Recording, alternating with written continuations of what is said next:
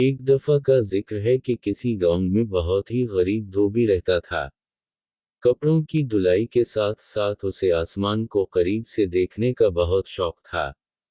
वो और उसकी बीवी रोज धोबी घाट पर कपड़े धोने जाते थे।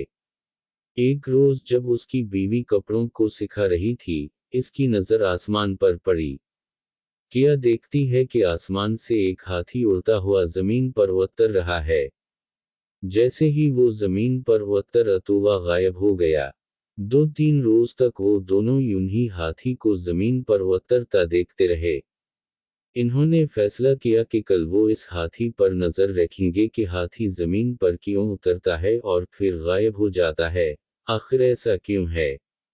अगले दिन दोनों शिद्दत से इस हाथी का इंतजार करने लगे। आसमान पर बार बार नजर दौड़ाने लगे। आखिर उनको आसमान से हाथी जमीन पर उतरता नजर आ ही गया। दोनों इसके पीछे चल पड़े। हाथी गन्ने के खेतों में घुस गया और खूब पेट भर कर गन्ने खाने लगा।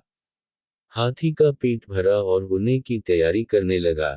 जैसे ही उसने उड़ान भरी, दोनों मियां बीवी ने भी हाथी की दुम पकड़ी और हाथी के साथ उड़ने लगे।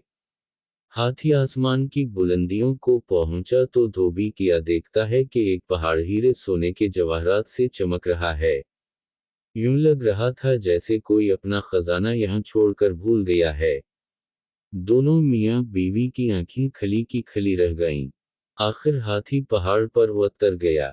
दोनों मियां बीवी भागकर सोने पर टूट पड़े और ज्यादा से ज्यादा सोना इकट्ठा करने की कोशिश करने लगे।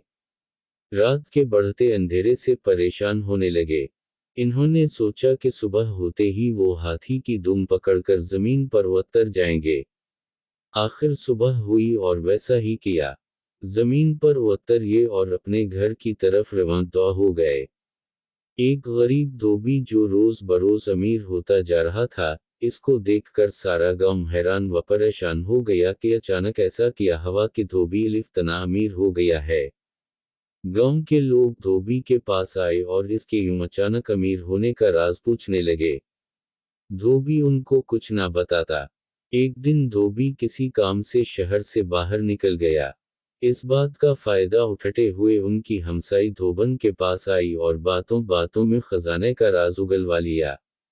रात को जब धोबी वापस आया, धोबन ने सारा माजरा बताया। धोबी को अपनी बीवी की इस हरकत पर बहुत गुस्सा आया, मगर अब बात हाथ से निकल चुकी थी। सुबह सारा गांव धोबी से मदद मांगने आ गया का वो उनके साथ खेतों में चले और हाथी के साथ खजाने तक पहुंचाने में उनकी मदद करे। ये सब सुनने के बाद धोबी के दिल में लालच पैदा हुआ कि वो उनके साथ जाके और खजाना इकट्ठा करके लाएगा। ये सोचकर वो उनके साथ जाने के लिए राजी हो गया। अगली सुबह सारे गांव वाले खेतों की तरफ निकल गए और आंखें आसमान पर जमाए बैठे थे। हाथी जमीन पर उतरा और गन्ने खाने लगा। सब गांव वाले इस ताक में थे कि जैसे हाथी गन्ने खा के फारिग होगा, तो सब इसकी दुम पकड़कर इस खजाने तक पहुंच जाएंगे। जैसे ही हाथी उड़ने लगा, सब ने उसकी दुम पकड़ ली। धोबी सबसे आगे इसकी दुम पकड़े हुए था और यूं इसके पीछे एक लंबी कतार में पूरे गांव वाले एक दूसरे को पकड़े उड़ते चले जा रहे थे।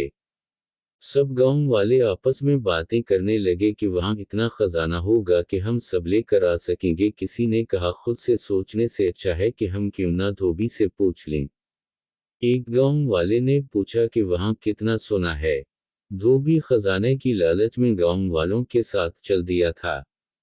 दुम को छोड़ते हुए हाथों को फैलाकर कहने लगा, इतना ज्यादा।